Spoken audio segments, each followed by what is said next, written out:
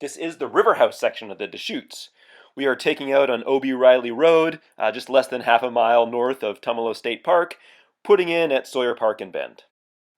Pretty quickly, you'll go under this bridge, and then you're coming into a warm-up rapid. It's called Rockefeller 1. There's a surf wave right up at the top of it here. This is 648 CFS. As the water levels get higher, I find it harder to stay on this wave. The rapid itself, you can just run straight down the middle. One time I saw Ricky catch every single eddy in this rapid just to make it more interesting. Down at the bottom, this is 843 CFS. Down at the bottom, there's this wave that you want to tee up to right there. When it's lower, it's not that important. When you go under another bridge, that's Rockefeller 2. This one, just straight down the middle is fine. You can boost some stuff if you want to. This is 937 CFS. I've run this river down to 418 CFS, which was really scrapey, but the fun moves were still fun. And a long time ago, I ran it at 1400, which I seem to remember it being pretty similar moves to 900 CFS. I don't think anything really took me by surprise, but it was a long time ago, so I'm not positive.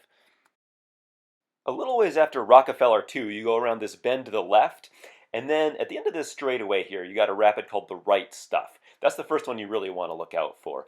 Most of the water goes over to the right, but you want this channel on the left. I like to get really close to this rock here on the left, the big one, and then turn back to the right, and I try to boof it here. It never feels very satisfying though.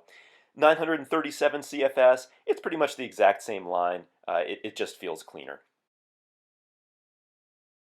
The next rapid is called Flumes of Doom. There's a move back to the right coming up here, and it's a lot harder to do if you don't do this eddy spin right here. When it's over 700 or 800 CFS, I always do the eddy spin. And then coming back to the right, there's a nice boof down here. At 600 CFS, I don't bother with the eddy spin. I've always found it pretty easy to just kind of carve around the rock and put my boat where I want it. 600, you can boof the rock if you want to.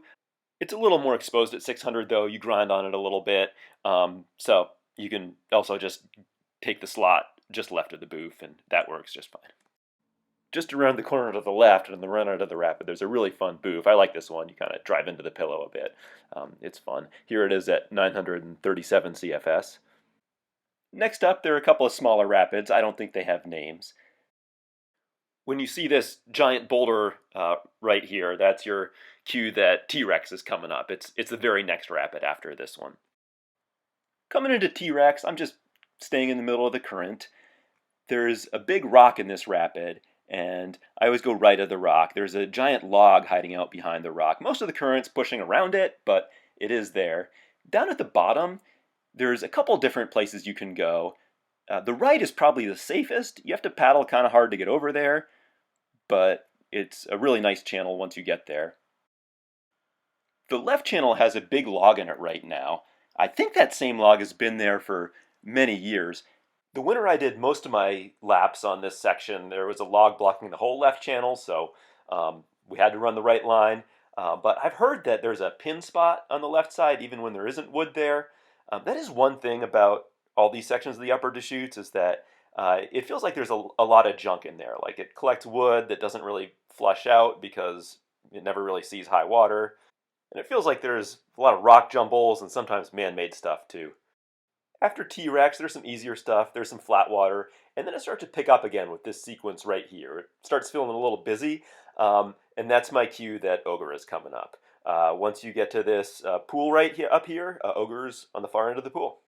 633 CFS.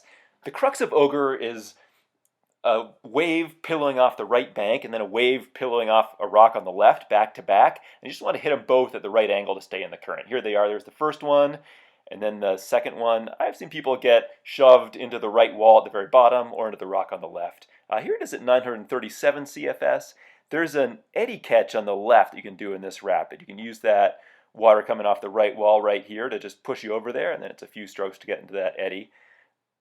It isn't that hard to get in there, But the first time I tried it, I screwed it up. I was really getting ready for that move to the left, and I kind of had my boat pointed left a little bit and was ready to just move over there as soon as I saw the opportunity. And I got spun out right here, and I ended up running the rest of the rapid backwards. Um, so that was kind of funny. Another time, I was really getting ready to use that pillow to help push me over to the left. I kind of had in my head that I really wanted to get a good shove off that pillow there. So I came in way too far right, and I actually almost flipped over 2 different times on my way into the edge. I did make it in there, but it was not a pretty way to get in there. So I guess my current thinking is don't overthink it. Just come down the middle, and when you see that water coming off the rock on the right there, just try to get a little bit of help from that to get over into the eddy on the left. But I'm certainly not an expert on this move yet.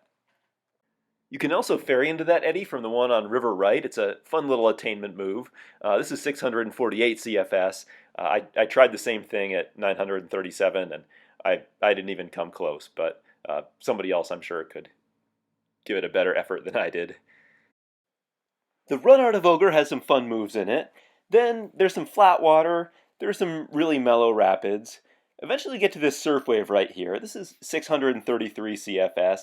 Like the other one, I find this one harder to stay on as the water gets higher, but it is a really nice surf. After the surf wave, there's some flat water. There are some more real easy rapids. This is about the most fun rapid that's left. It's fast, it's wavy, it's pretty fun. Below this one, there's this great big rock in the middle of the river. I like to take a channel over on the right side of it, right here. And somebody told me to use a right paddle stroke right there, I think just so you don't get jammed into the rock on the right. After that, you go under this really low bridge right here. There's another higher bridge. And then shortly after the second bridge, the takeout is hidden away in this eddy on the left here. And that's Riverhouse.